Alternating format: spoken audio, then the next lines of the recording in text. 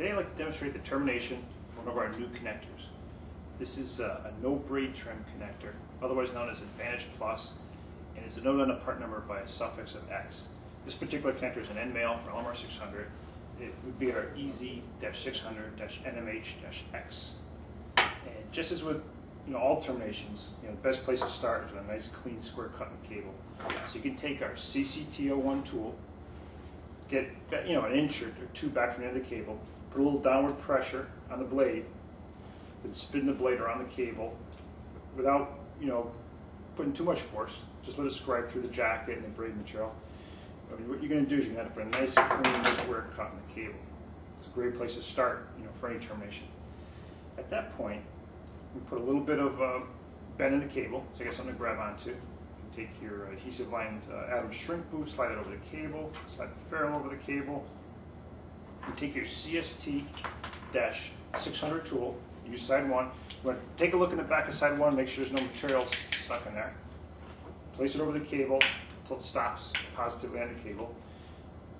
Depress the thumb wheel as you're starting to spin the tool around the cable. And once the switch, the thumb switch is gone all the way down to the bottom now, make a couple of extra revolutions around the cable. And while still keeping the thumb switch depressed, now you pull that off and you expose the center conductor.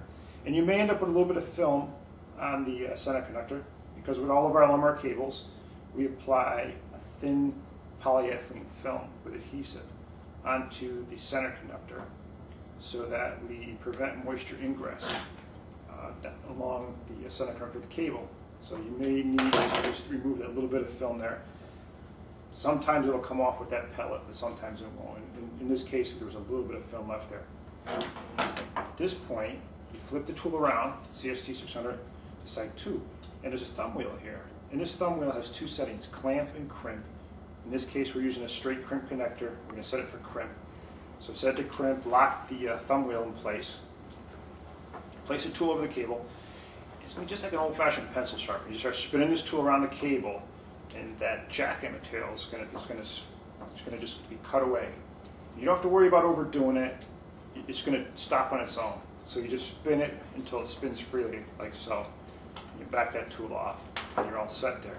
Now, this tool also on side 2 has a deburr tool built into the tool. Place it over the center conductor of the cable, and just maybe a half a dozen times, you just want to go back and forth. And what you do is you make a nice chamfer on that center conductor, so it gives a nice lead in for the connector itself, the center pin. So you're all set in terms of prep at this point.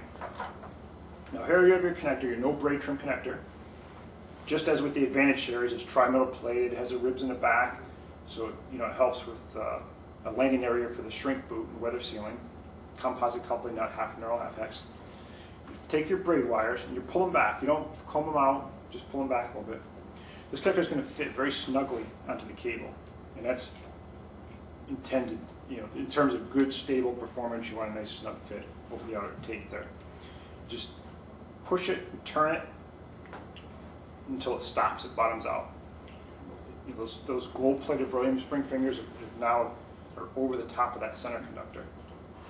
Take the ferrule, bring it all the way back up, as so. And you notice there's no braid protruding, as with the earlier series of connectors.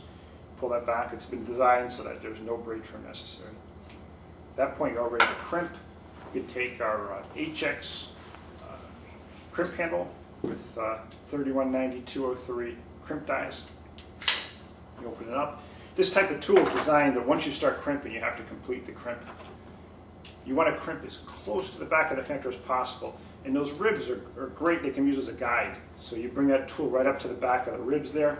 Make sure the ferrule's all up against the back of the connector. Like I said, this tool, you have to crimp all the way down in order for it to release. Like so. And you're all set. You take that 3-to-1 shrink boot, you bring it all the way up to the back of the coupling nut and use a heat source to shrink that down. And that's all set. Thanks a lot.